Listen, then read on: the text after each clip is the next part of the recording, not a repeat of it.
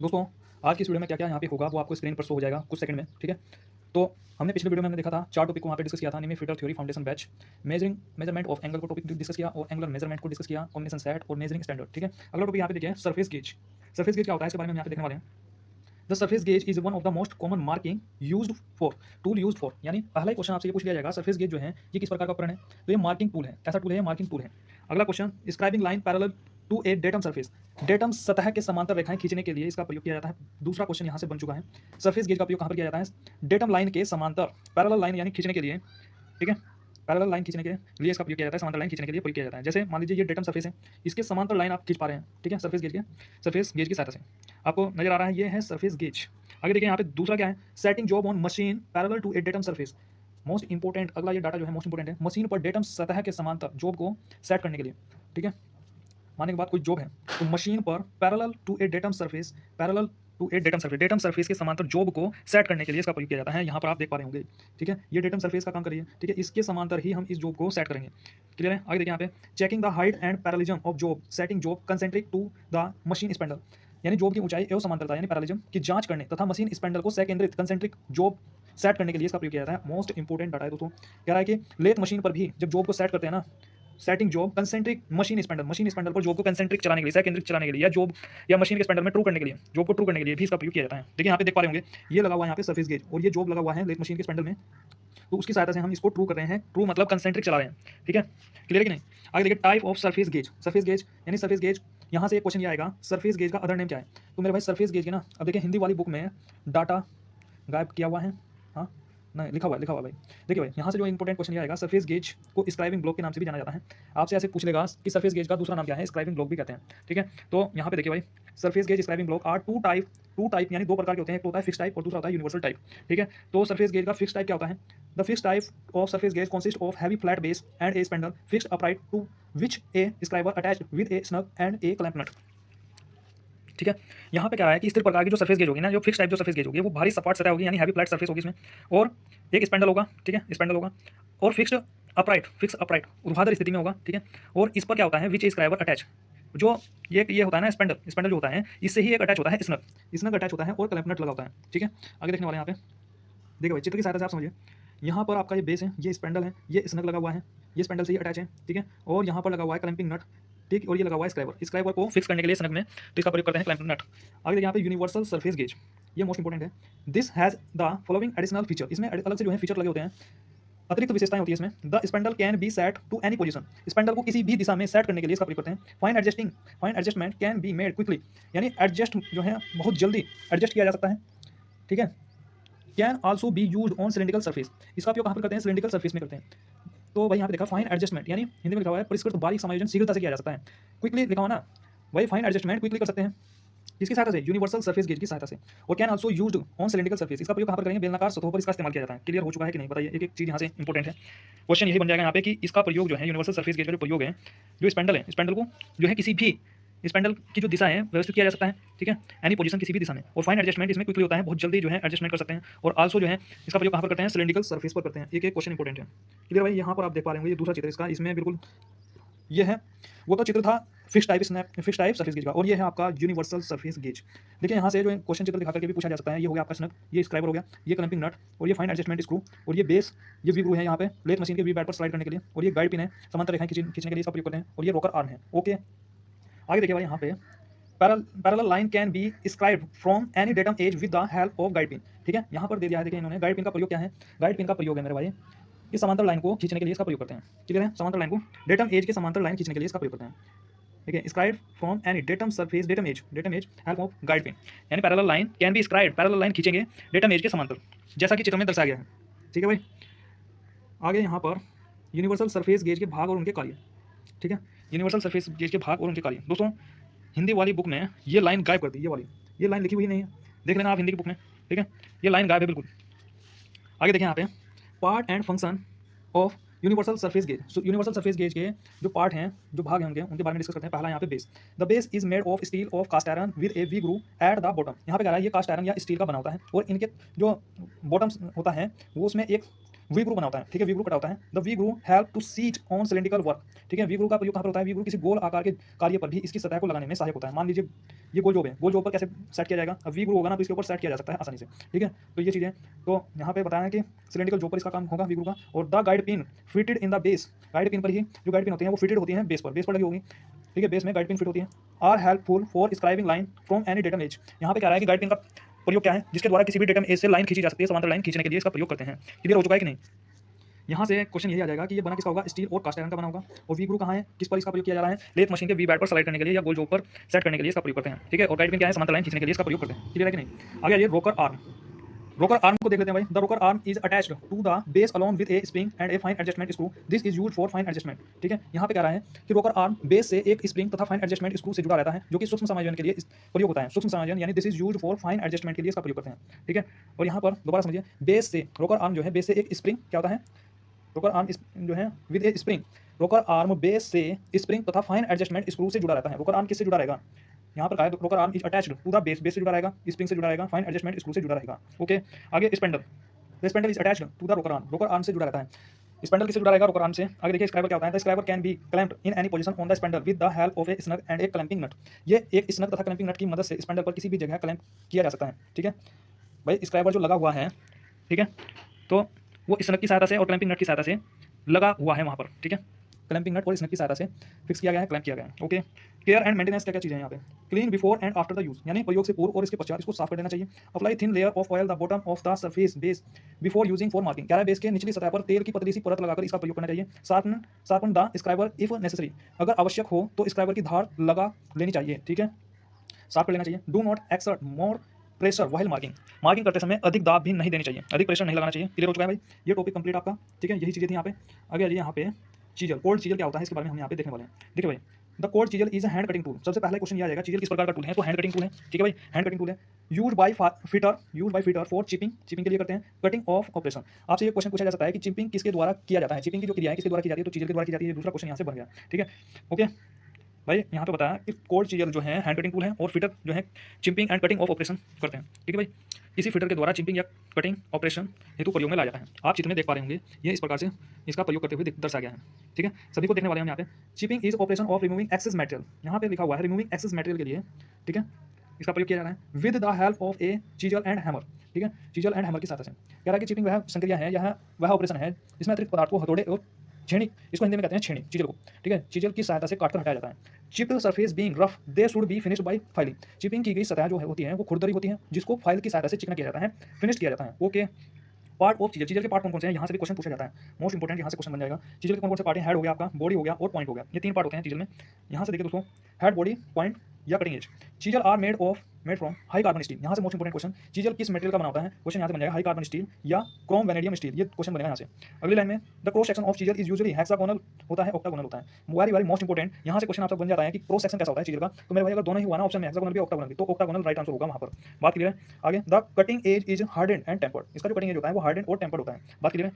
आगे देखिए यहाँ पे common type of chisel, chisel के जो बता रहे हैं वो ये देख सकते हैं यहाँ पे, फ्लैट चीजल हो गया, क्रॉस कट चीजल हो गया, हाफ राउंड नोच चीजल हो गया, और यहाँ पे ये डायमंड पॉइंट चीजल हो गया, वेब चीजल हो गया। अब इनके बारे में देख लेते हैं। फ्लैट चीजल क्या होता है? They are used to remove metal from large flat surface and chip off excess material of welded joint and casting. Very very most important, यहाँ से क्वेश्चन ये बनता है कि वेल्डेड जॉइंट और कास्टिंग में एक्सेस मटेरियल को रिमूव करने के लिए किस चीज का प्रयोग करते हैं? तो फ्लैट चीजल यहाँ पे राइट आंसर होगा, ठीक है। और यहाँ पे कह रहा है कि remove metal from large flat surface को रिमूव करने के लिए किसका प्रयोग करते हैं? फ्लैट चीजल का प्रयोग करते हैं, ठीक है। और chip off excess material welded joint और कास्टिंग में किसका प्रयोग करते हैं? तो फ्लैट चीजल का प्रयोग करते हैं। दो क्वेश्चन यहाँ से बन गए। आगे, क्रॉस कट चीजल क्या होता है? These are use for cutting keyway Guru and slot. यहाँ से क्वेश्चन ये बनेगा, कटिंग की वे में किस चीज का प्रयोग करते हैं? तो क्रॉस कट चीजल या cap chisel. Cross cut chisel का ही अन्य नाम क्या होता है मेरे भाई? यहाँ पर ये क्वेश्चन बनेगा, ये यहाँ से ये क्वेश्चन बनेगा, क्रॉस कट चीजल का अन्य नाम क्या है? कैप चीजल के नाम से जाना जाता है, ठीक है। और दूसरा क्वेश्चन, ग्रू और स्लोट में किसका प्रयोग करते हैं? ग्रू और स्लोट में किस चीज का प्रयोग करते हैं? तो किस चीज का? कैप चीजल या क्रॉस कट चीजल। और यहाँ पर इनके चित्र दिखा करके क्वेश्चन पूछा जाएगा। फ्लैट चीजल क्या होती है वो आप चित्र में देख पा रहे होंगे, क्रॉस कट चीजल कैसी होती है वो भी आप चित्र में देख पा रहे होंगे, ठीक है भाई। फ्लैट चीजल का प्रयोग यहाँ पे इन्होंने दर्शाया, और जो क्रॉस कट चीजल है वो आपका यहाँ पे दर्शाया है स्लोट काटते हुए। हाफ राउंड नोच चीजल क्या होती है मेरे भाई? ये यहाँ पे देखते हैं, they are use for cutting curve groove, oil groove को काटने के लिए किसका प्रयोग करते हैं? हाफ राउंड नोच चीजल का प्रयोग करते हैं। कटिंग, ठीक है, कटिंग कर्व्ड ग्रू को काटने के लिए किसका प्रयोग करते हैं? हाफ राउंड नोच चीजल या ऑयल ग्रू को काटने के लिए हाफ राउंड नोच चीजल। यहाँ पर इनका यूज दर्शाया हुआ है चित्र के माध्यम से। देखिए यहाँ पे कर्व्ड ग्रू है ये, ठीक है, ये हाफ राउंड नोच चीजल यहाँ पे इन्होंने दर्शाया, यहाँ पर इन्होंने दर्शा दिया है। देखिए अगर जूम करो ना थोड़ा सा, तो इसका जो एज है ये कर्व में है, ठीक है, इसका एज है इस प्रकार से कर्व में। क्लियर है? आगे आ जाइए, diamond point chisel. These are use for squaring material at the corner. यहाँ पर सिंपल ये पूछा जाएगा, very very most important question, कि स्क्वायरिंग मटेरियल कॉर्नर जॉइंट को रिमूव करने के लिए या कॉर्नर जॉइंट के लिए किस चीजल का उपयोग करते हैं, तो डायमंड पॉइंट चीजल यहाँ पे राइट आंसर होगा। और यहाँ पे ये भी देख लेना, squaring material at the corner joint, तो क्या हो जाएगा, डायमंड पॉइंट चीजल हो जाएगा। ठीक है भाई, यहाँ पर इसका देख सकते हैं चित्र, ये डायमंड शेप में होगा, इसका जो पॉइंट होगा डायमंड पॉइंट चीजल। ठीक है, यहाँ पर आप देख पा रहे होंगे ये डायमंड का शेप में बना हुआ है इसका पॉइंट। ठीक है भाई, देखिए यहाँ पे इन्होंने दर्शाया कि कॉर्नर के लिए, कोने में जो है मटेरियल को रिमूव करने के लिए इसका उपयोग करें। वेब चीजल क्या होता है मेरे भाई, वेब चीजल का ही अन्य नाम क्या है, पंचिंग चीजल के नाम से जाना जाता है, पंचिंग चीजल। यहाँ से क्वेश्चन बन जाएगा। अगली लाइन में, these chisel are use for separating material after chain drilling. Chain drilling के बाद किस चीजल का प्रयोग करते हैं, तो वेब चीजल का प्रयोग करते हैं। क्लियर हो चुका है कि नहीं बताइए। अगली लाइन में, chisel are specified according to there. तो चीजल को ना किसके द्वारा यहाँ पे दर्शाया जाता है, स्पेसिफाई किया जाता है किसके द्वारा, तो पहला हो जाता है लेंथ के द्वारा। ठीक है भाई, हमें बताओ कि लेंथ क्या है। ठीक है, फिर wind of the cutting as के अनुसार, टाइप के अनुसार, ठीक है, और क्रॉस सेक्शन के अनुसार, cross section of the body, इसके अनुसार इसका वर्गीकरण किया जाता है, बांटा जाता है। तो चैन ड्रिलिंग में आप देख सकते हैं ये चीजें यहाँ पे, चैन ड्रिलिंग मतलब होल कर दिया जाता है कुछ दूरी के छोड़कर, और फिर इस चीजल का प्रयोग किया जाता है, वेब चीजल का। ठीक है, पंचिंग चीजल के नाम से जाना जाता है। आगे जो है टॉपिक, दो टॉपिक कंप्लीट हो चुके हैं अभी तक, और ये तीसरा टॉपिक मेरे भाई एंगल ऑफ चीजल, चीजल का ही चल रहा है ये, हालांकि है तो चीजल का ही पार्ट। ठीक है, लेकिन ये मान लीजिए कि दो टॉपिक हो चुके हैं। देखिए यहाँ पे angle of chisel, point angle and material, the correct point, थोड़ा जूम कर लेता हूँ, the correct point cutting angle of the chisel depend on the metal to be chip. यहाँ से क्वेश्चन ये बन जाएगा कि चीजल का जो पॉइंट एंगल या कटिंग एंगल है ये किस पर डिपेंड करता है, तो मेटल टू बी चिप, यानी जिस धातु की हमें चिपिंग करनी है उसके मेटल के अकॉर्डिंग इसका पॉइंट एंगल या कटिंग एंगल डिपेंड करेगा। ठीक है, पॉइंट एंगल को ही कटिंग एंगल कहते हैं। ठीक है भाई, sharp angle are given for soft material, very most important question. Sharp अगर एंगल होगा तो ये किस मटेरियल के लिए होगा, सॉफ्ट मटेरियल के लिए शार्प रखेंगे, मतलब सॉफ्ट मटेरियल के लिए शार्प एंगल रखेंगे, और and wide angle for hard material. ठीक है, देखिए हिंदी में बता देता हूँ, मर्दु पदार्थों हेतु हल्के कोण, हिंदी में तो लिखा हुआ है मर्दु पदार्थ, यानी सॉफ्ट अगर मटेरियल है तो उसके लिए हल्के कोण, और कठोर पदार्थों हेतु चौड़े कोण दिए जाते हैं। कठोर पदार्थ अगर होंगे तो चौड़े कोण, ठीक है, वाइड एंगल रखे जाते हैं। अगर हार्ड मटेरियल होगा तो वाइड एंगल रखे जाएंगे। आगे देखिए यहाँ पे, the correct point angle of inclination generate the correct rack and clearance angle. ठीक है, सही कोण और कोण के झुकाव से सही रैक और अंतर कोण बनता है। ठीक है, क्या बनता है, अंतर कोण बनता है। ये बात तो इसने हिंदी में लिखी हुई है, आप दोबारा एक बार और रिपीट कीजिए। The correct point and angle of inclination generate the correct. अगर ये दो चीज़ सही हुई ना, इस पर क्वेश्चन बना हुआ है मेरे भाई। देखिए, करेक्ट पॉइंट होगा और एंगल ऑफ इंक्लिनेशन भी राइट होगा, करेक्ट होगा, तो फिर क्या बन जाएगा, करेक्ट रैक बनेगा और करेक्ट ही क्लियरेंस एंगल बनेगा। तो ये डिपेंड करता है करेक्ट पॉइंट और करेक्ट इंक्लिनेशन एंगल पर। अगर ये दोनों सही हुए तो रैक भी सही बनेगा और क्लियरेंस एंगल भी सही बनेगा। तो यहाँ पे देख सकते हैं करेक्ट इंक्लिनेशन एंगल, अगर करेक्ट इंक्लिनेशन एंगल देंगे तो चिंपिंग होती रहेगी इस प्रकार से। ठीक है भाई, मान लीजिए अगर ये इंक्लिनेशन एंगल झुका दिया जाए, ठीक है, कम कर दिया जाए, तो रैक एंगल बढ़ जाएगा ना, रैक एंगल बढ़ेगा और क्लियरेंस एंगल घट जाएगा, तो चीज़ क्या होगी, स्लिप होगी। और यही एंगल अगर बढ़ गया, अगर ये यहाँ से होकर के अगर यहाँ हो गया, तो क्या होगा, सतह पर जो पर क्या हो जाएगा, गड्ढा कर देगी। ठीक है भाई, आगे आएंगे, अभी डिस्कस करेंगे। यहाँ पे देखिए rack angle is the angle between the top face of the cutting point. ठीक है, top face of the cutting point क्या रहा है, top face of the cutting point. Chisel का टॉप फेस क्या है, चीजल का टॉप फेस ये है, चीजल का टॉप फेस। ठीक है, चीजल का टॉप फेस ये हो गया यहाँ पे, टॉप फेस ये होगा, टॉप फेस यहाँ पे, एक मिनट देखिए यहाँ पे, ये टॉप फेस है यहाँ पे। ठीक है भाई, जूम करना पड़ेगा, पहले पढ़ लेते हैं यहाँ पे, चीजल का टॉप फेस और कटिंग पॉइंट। ठीक है, cutting point and normal 90 degree, normal हो गया 90 डिग्री। ठीक है, तो surface at the cutting edge. ठीक है, देखिए जो रैक एंगल होगा ना आपका, चीजल का ये टॉप फेस है, टॉप फेस हो गया, और ये यहाँ पे ये कहना चाह रहा है कि चीजल का जो टॉप फेस है, ये टॉप फेस और नॉर्मल द वर्क 90 डिग्री, जो जॉब के लंबवत 90 डिग्री होगा ना, उसके बीच में जो एंगल बनेगा वो होगा रैक एंगल। क्लियर हो चुका है यहाँ तक। ठीक, ये आपका यहाँ से, ये चीजल का एक्सिस है, चीजल के अक्ष से जॉब के बीच में जो एंगल बनना है, जॉब की सरफेस के बीच में जो एंगल बनना है, वो एंगल ऑफ इंक्लिनेशन बनना है। ठीक, और यहाँ से चीजल की ये बॉटम सरफेस है, ये है बॉटम सरफेस, और जॉब की सरफेस के बीच में, जॉब की जो सरफेस है उसके बीच में ये बनना है क्लियरेंस एंगल। क्लियर है कि नहीं। और ये वाला जो एंगल बनना है, ये बनना है आपका कटिंग एंगल या पॉइंट एंगल या वेज एंगल भी नाम से जाना जाता है। आगे देखने वाले हैं, चिंता क्यों कर रहे हो। क्लियरेंस एंगल देखें यहाँ पे, clearance angle is the angle between the bottom face हो गया, और of the point and the tangent के नाम से to the work surface originating at the cutting edge. ठीक है, if the clearance angle is too low, अगर low कर दिया, लो या जीरो कर दिया, तो rack angle increase, rack angle बढ़ जाएगा। ये कहना चाह रहा है अगर क्लियरेंस एंगल को लो कर दिया, जीरो कर दिया, तो रैक एंगल तो बढ़ेगा भाई। और cutting edge can not penetrate, फिर क्या होगा, कटिंग एज क्या होगा, पेनिट्रेट नहीं कर पाएगा इनटू द वर्क, यानी जो पर पेनिट्रेट नहीं कर पाएगा, चीजल विल स्लिप, क्या हो जाएगी, चीजल फिर स्लिप हो जाएगी। Very very most important question है दोस्तों, यहाँ से बार बार क्वेश्चन पूछा गया है एग्जाम में। ठीक, ऐसे करके पूछा जाएगा कि अगर चीजल का क्लियरेंस एंगल कम कर दें या जीरो कर दें तो क्या होगा, चीजल फिर क्या होगी, तो चीजल क्या हो जाएगी, स्लिप कर जाएगी। अगर यही क्लियरेंस एंगल अगर बढ़ा दें तो क्या होगा, जॉब पर गड्ढा कर देगी। ठीक है भाई, अगली लाइन में आएगा, देखिए यहाँ पे, ये है आपका एंगल ऑफ इंक्लिनेशन, लो कर दिया आपने, तो जब लो कर दिया तो चीजल का क्लियरेंस एंगल भी जीरो हो जाएगा, तो फिर क्या होगा, ये जॉब की सरफेस पर क्या करेगी, इस प्रकार से स्लिप करेगी। ठीक है नहीं, हाँ ठीक है, ये स्लिप करेगी यहाँ पर, इस प्रकार से जो है मटेरियल को रिमूव नहीं कर पाएगी। क्लियर है कि नहीं।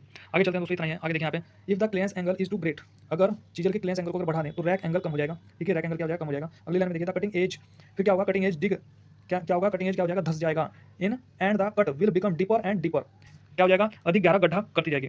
ठीक है भाई, हिंदी में ये लाइन लिखी हुई है इसने कि अगर बढ़ा दें तो रैक एंगल घट जाएगा और कटिंग जो मतलब जो कटिंग एज है वो जॉब में प्रवेश करता जाएगा। ठीक, और लिखा है इसने धीरे धीरे आगे बढ़ता है। भाई हिंदी में समझ में नहीं आया, आप यही चीज़ समझिए कि अगर हम क्लियरेंस एंगल को बढ़ाएंगे, क्लियरेंस एंगल को, ये है आपका जॉब, ये चीज़ है, ये चीज़ है, और ये है क्लियरेंस एंगल। अगर इस क्लियरेंस एंगल को यहाँ से बढ़ा करके यहाँ कर दिया आपने, हाँ, तो क्या होगा, सतह पर गड्ढा हो जाएगा। यहाँ पर कहा है इसने कि cut will become deeper and deeper. The correct point angle and angle of inclination for different material for chipping is given.